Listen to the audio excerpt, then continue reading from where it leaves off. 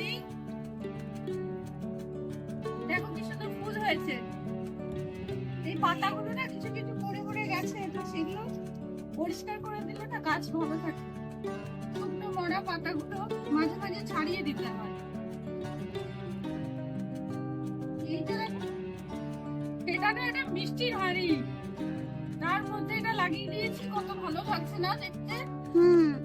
কত কুড়ি হয়েছে না? যখন এগুলো ফুটবে তখন দারুণ সুন্দর লাগবে।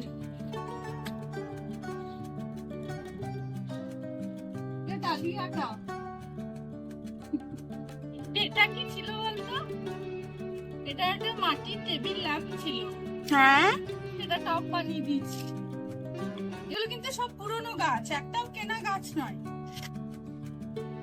সব এর ডগাগুলো কেটে নতুন চারা হয়েছে, আর বাকি যে গোড়াটা ছিল তার থেকে এরকম বেরিয়ে এটা ফুল হচ্ছে। ভাবছি হবে।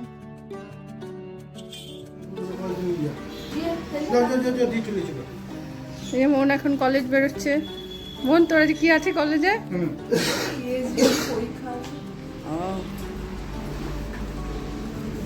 ক টাকা পেলি রে সকালবেলা? আর এই যে কিছু ছাড়তে যাচ্ছে ওকে পাটুলি মোড় অব্দি।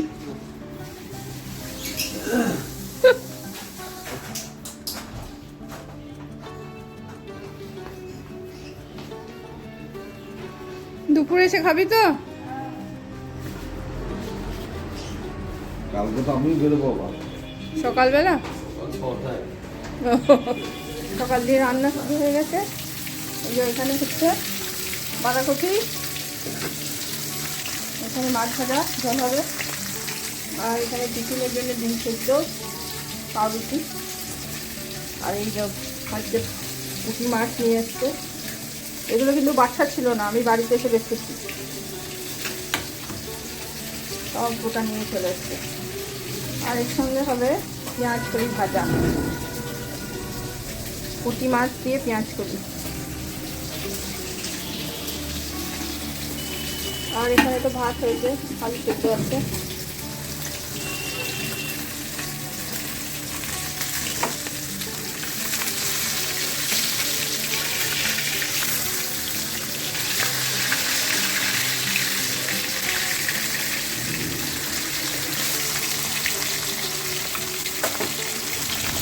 পেঁয়াজ কলি আর এখানে পুঁটি মাছ ভাজা রেডি।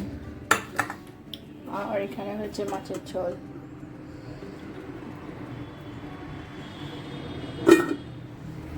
যে মেশিনে কাঁচা হয়ে গেছে, সুইচটা অফ করে দিই।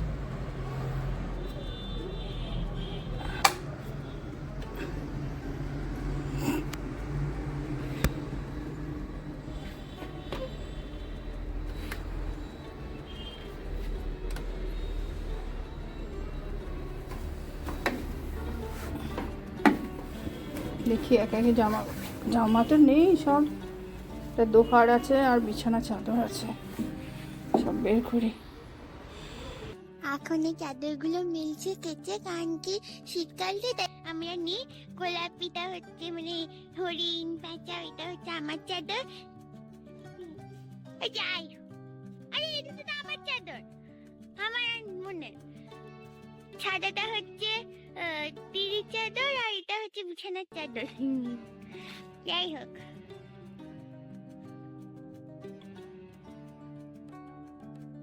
এই দুটো কাচলো, কারণ কি এগুলো শীতকালে নেবো না, এই দোহার গুলোই নেবো তাই। আর এটা তো এমনি ওই কি বলে বিছানার চাদর, আর এই যে দোহার।